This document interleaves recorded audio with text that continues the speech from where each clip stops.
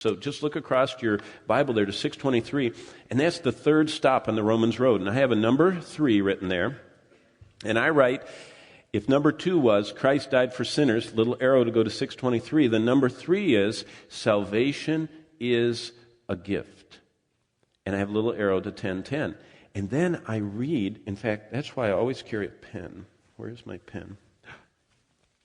Oh no, my illustration's gone. Well, I'll just have a fake pen. I must have dropped it somewhere. But I always have a pen right here. And I pull it out right then, and I have it in my hand while I'm reading it. It says, for the wages of sin is death, but the gift of God, 623, is eternal life in Jesus our Lord. And I talk to them a little bit about that and say, the wages, you work, don't you? And they might, be working somewhere. Maybe they're on their break, or, you say, yeah, and you work and you get paid for your time. I said, you know what you get as a payment for sinning, even once? Eternal death. You ever heard of hell? Hell was prepared for the devil and his angels and for all people who refuse the gift of God, which is Jesus Christ's payment to give you eternal life. And all that time I'm holding that pen in my hand. And finally I say, let me show you something. I say, here's my pen. This is a gift. And I hold it out to him. But I hold on the other end and I start tugging on it and I say, it's $5. And they laugh and I say, no, it's a gift. Take it. No, it's $5. And I said, did you know that's how most people are?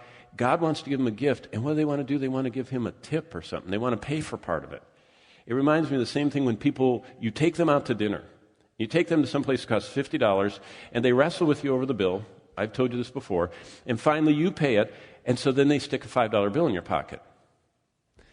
It costs $50. Either give me $50 or don't give me anything, I don't want your $5 because you're ruining it. It's a gift, And so stop that. Don't do the wrestling match and the tugging on the bill. Either pay it or don't pay it. Don't put the dollars in the pockets. It's not kosher, okay? It's not good. And that's what people do when they say the gift of God is eternal life, but they think they got to add to it by being baptized or add to it by joining the church or add to it by being good or add to it by, whatever. And that's where you have to emphasize that you've already earned the wages of sin, that is death.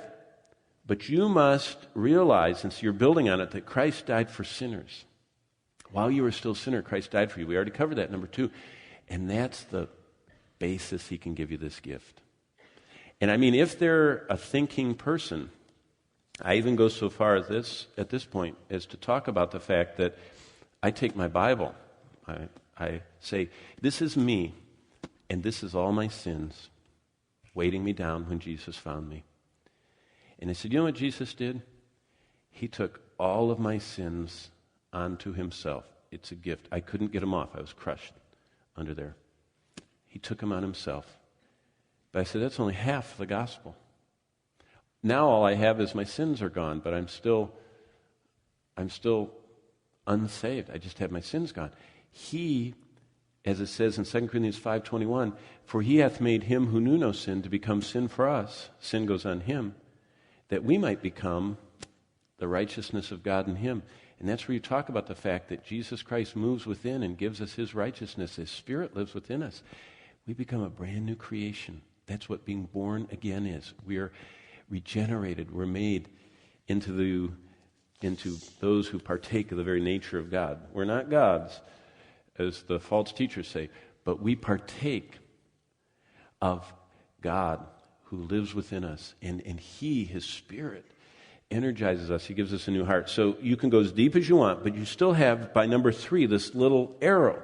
Now, the problem with most people is they get this far, and the people are talking and everything, and they think it's wonderful, and some interruption comes, and the people have just heard the gospel and have not been given the opportunity to respond. That's why you have to time it so you get to 10:10.